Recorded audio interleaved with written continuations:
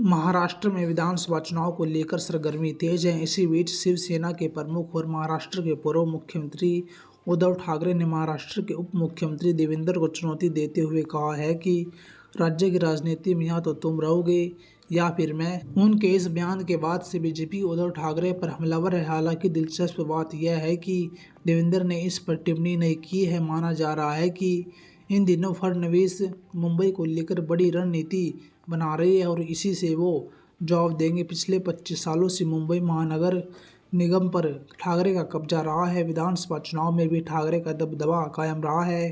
हाल ही में हुए लोकसभा चुनाव में ठाकरे के 4 में से 3 सांसद चुनकर आए हैं और आने वाले विधानसभा चुनाव में उद्धव ठाकरे बीजेपी के सामने चुनौती दे सकती है। ऐसे में अब बीजेपी ने मिशन मुंबई के लिए तैयारी शुरू कर दी। मुंबई में कुल 36 विधानसभा क्षेत्र है। 2019 के विधानसभा चुनाव में बीजेपी के 15 विधायक चुनकर आए थे। वहीं शिवसेना के 14 विधायक चुने गए थे। उनमें से 6 विधायक एकनाथ शिंदे के साथ चले गए। दूसरी तरफ कांग्रेस के 4 विधायक हैं और एनसीपी के 1 विधायक है। 2019 में समाजवादी पार्टी के 1 विधायक चुने गए थे। लोकसभा की बात करें तो 2019 के बाद 2024 में बीजेपी का प्रदर्शन खराब रहा।